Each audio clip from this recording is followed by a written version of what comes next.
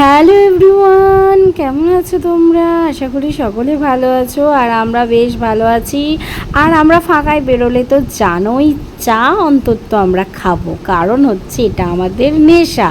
আমার বরের তো নেশা এই চা, কিন্তু আমি ওর পাশে থাকতে থাকতে থাকতে না আমিও হয়ে গেছি। তো মেন উদ্দেশ্য, চলো আমরা কোথায় যাচ্ছি সেটা তোমাদের সাথে শেয়ার করি।